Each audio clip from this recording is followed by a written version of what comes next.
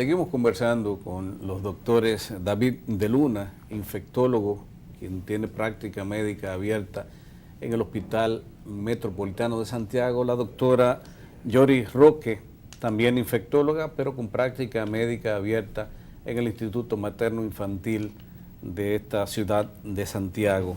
El tema, infecciones emergentes, interesantísimo el tema. ¿Por qué, siendo la influencia tan milenaria, se está tratando dentro de estos temas? Bueno, la influenza realmente es una protagonista dentro de lo que son las enfermedades emergentes y reemergentes. Ella tiene un lugar único y especial en este tema, y eso lo consiguió con la pandemia que hubo de la influenza española en el 1918-1919. Después de aquí se han visto muchísimos brotes por diferentes tipos de lo que es la influenza, y esto, ya para hablar un poco con detalle, es lo que se debe a unas enzimas que tiene el virus. Todos conocemos lo que es H1N1. Entonces, esas enzimas, la H y la N, tienen la capacidad de cambios mayores y cambios menores. Es lo que en inglés se conoce como el shift drift, cambios mayores para el shift y drift es los cambios menores. Entonces, dependiendo a cuáles cambios se ve afectado en ese momento de la influenza, si es un cambio menor, podemos ver diferentes brotes en diferentes estaciones del año, pero si son cambios mayores, entonces se ven estas epidemias muy grandes en todo el mundo. Entonces, por eso que la influenza, aunque sea milenaria, sigue siendo lo que es una enfermedad reemergente. ¿Ha habido casos de SARS en el país? ¿Y qué es el SARS? No ha habido reportado, no ha habido caso de SARS, no podemos ser así categóricos de decir que no ha habido, pero pienso que no ha llegado. El SARS fue una enfermedad, es una enfermedad viral que apareció en el 2013 en Hong Kong. En ese momento cundió el pánico porque no era una enfermedad respiratoria con una alta tasa de mortalidad. Que los pacientes llegaban a los centros de emergencia con dificultad respiratoria. Imagínense una enfermedad que porque otro te respire o otro te tosa encima, usted adquiere la infección y con alto riesgo de morir. Y entonces, obviamente, es una enfermedad viral causada por un virus llamado coronavirus. Luego de esas epidemias del 2003, que se esparció de manera importante, luego no ha habido más casos, hubo un control sobre eso. Se reportaron unos casos en Canadá.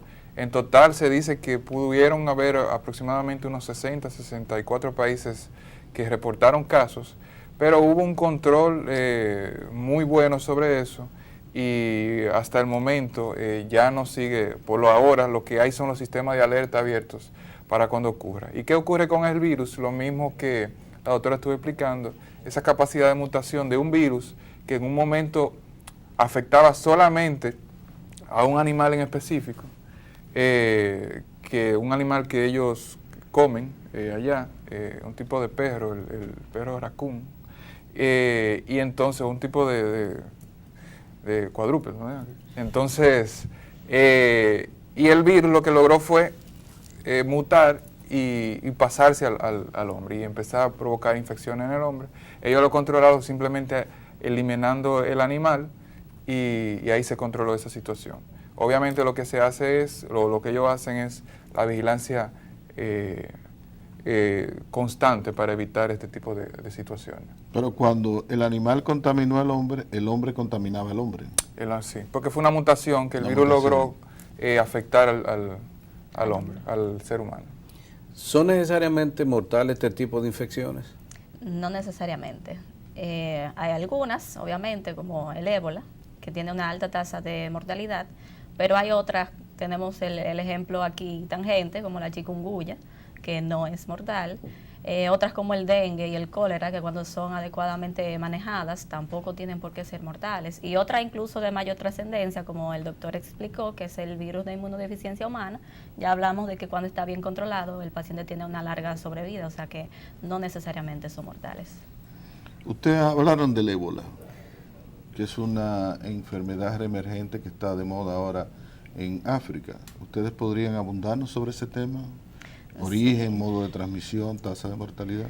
Sí, el ébola fue, así de su origen, fue descrito por primera vez, o comenzó a describirse por los años 70. En el año 76, un médico belga recibió una muestra en Alemania, del Congo, procedente del Congo, con una sangre que estaba contaminada, y de ahí se comenzó a estudiar lo que era este nuevo virus, que tenía resemblanza con un virus ya descrito hasta ese momento, que es el de Marburg, que también produce una fiebre hemorrágica. Sabemos que el virus es un filovirus, es un tipo de virus muy grande, extraño, realmente no se conocían virus con esta forma de larga así. Produce y está clasificado dentro de las enfermedades que producen fiebre hemorrágica, en este caso fatal. Tiene una alta tasa de mortalidad, se sabe que más de un 90% de los casos fallecen. Y hasta ahora la transmisión se sabe, aunque no se conoce un vector específico, se cree y se ha logrado aislar el virus en unos tipos de murciélagos gigantes, unos murciélagos de fruta, que donde se ha aislado el virus, pero se ve que no tienen la enfermedad. Y posteriormente parece ser que la transmiten al humano, entonces estos transmiten de persona a persona por fluidos contaminados y por sangre. Hasta ahora no hay vacuna, no hay tratamiento específico, hay varios estudios y drogas experimentales, pero que no han logrado mucha efectividad en controlar lo que es el ébola. O sea, el desarrollo del ébola, primero el murciélago tiene que picar a un humano. No. No, lo que se sabe es que es un reservorio. Ahora, lo que todavía no se ha determinado cómo el hombre lo adquiere. No se ha determinado. Exactamente no. Ahora sí se sabe que luego de que una población la adquiere, hay una transmisión sí de persona a persona. Y por ahí el mejor ejemplo está en que luego que entra una comunidad, pero luego que entra una comunidad, quienes más se afectan son los cuidadores, los trabajadores de salud, por el manejo de los fluidos del paciente. Entonces, o sea, el trabajador de salud se convierte en un portador. Un transmisor. Se convierte en un transmisor y se convierte en un paciente también, porque al manejar los fluidos del paciente, si no tiene las precauciones, puede convertirse en un paciente y formar parte del grupo que necesita atención. ¿Cuántas comunidades han desarrollado ébola a través de la historia?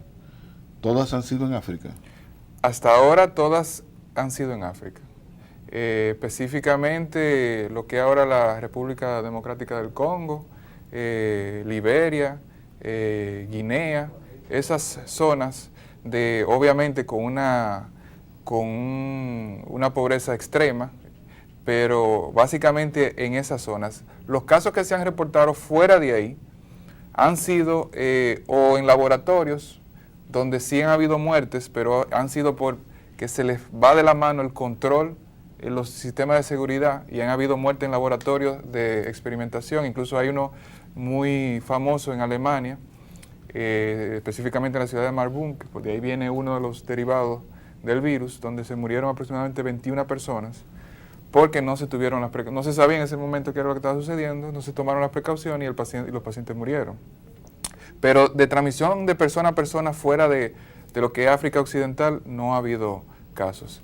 Por ejemplo, si también uno puede, para que uno tenga el contraste, Canadá y Estados Unidos han reportado virus en murciélagos, pero no han reportado casos, porque las variedades que ellos han reportado no afectan al hombre. Porque el ébola tiene varias subespecies, de las cuales las que son mortales y afectan al hombre están en África. ¿Eso motiva el alboroto que hay en torno a todo este asunto? Sí, yo pienso que lo que motiva el alboroto es la mortalidad. Que si ustedes dicen que una enfermedad se lleva el 90% de sus víctimas, eso trae mucha alarma. Ahora, hay una frase del descubridor del virus del ébola, que se llama Peter Piot, que él dice que una enfermedad específica donde los sistemas de salud no funcionan y donde hay extrema pobreza, porque obviamente sucede donde primero no hay un sistema de vigilancia efectivo, y obviamente donde los pacientes están abiertamente comunicados uno con el otro, y entonces se disemina la enfermedad. Por ejemplo, en una de las ciudades de Zaire, que es lo que ahora el Congo, uno de los brotes sucedió, o el brote especial sucedió, cuando un paciente, que no se sabe cómo lo adquirió, entró a un hospital. Y entonces al entrar a ese hospital y empezar a despachar a estos pacientes a su casa, entonces el brote se diseminó a partir de ahí. Entonces ahí uno tiene el contraste y el ejemplo en estos casos. ¿Cuál es el periodo de incubación del virus para comenzar a dar las manifestaciones del ébola? El periodo de incubación va de 5 a 7 días, en promedio de 12 días. 12 días. 12 días, es lo que se tiene descrito.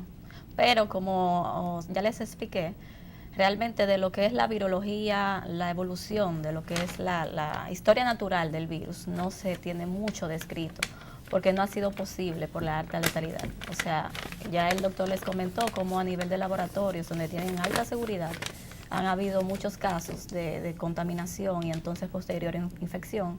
Entonces eso ha hecho un poco dificultoso lo que es la descripción. Se sabe que de 5 a 7 días, promedio 12 días, pero no se conoce mucho. Signos y síntomas del ébola. El paciente va a presentar fiebre, malestar. Comienza como una enfermedad viral cualquiera. Común y corriente. Común y corriente. El problema es la rápida evolución a complicaciones. Comienza con fiebre, malestar general, una tos no productiva. El paciente puede presentar cefalea. Entonces, posteriormente, el paciente va desarrollando lo que es un deterioro de todo su sistema inmunológico y comienza a presentar manifestaciones hemorrágicas, tanto en la piel, se pueden ver petequias, equimosis, que son manchas o signos más grandes de lo que es un sangrado en la piel, y comienza a sangrar, dice que por todos los orificios. Posteriormente, el paciente muere por un shock, obviamente, hipovolémico, un shock cardiogénico. Me nace la pregunta, ¿es verdad que el país está preparado para recibir este tipo de enfermedad? Bueno, preparado, yo creo que en lo que está preparado es en la vigilancia epidemiológica, que me parece que a eso fue que se refirieron. Es decir, para detectar estos casos, en caso de que aparezca de manera incidental, yo pienso que por lo menos para vigilar, para decir, bueno, entró alguien con un caso, yo pienso que sí, en eso sí estamos preparados. Ahora, lo que sí está en cuestionamiento es si estamos preparados para manejar la situación específica. Obviamente hay guías porque sí, las Américas en sentido general sí están alertadas en este caso y obviamente en eso se debe el alboroto y desde que aparezca un caso me imagino que aunque yo sé que el país va a responder, pero también organismos que están de mayor instancia también van a responder y obviamente me imagino que si en caso de que llegue nos darían la asistencia en ese sentido, pero por lo menos pienso que en la parte de vigilancia epidemiológica creo que ahí sí. Ahora de atender la enfermedad, ahí es que tengo mis dudas. Infecciones emergentes es nuestro tema hoy. Vamos a una pausa comercial y en breve regresamos.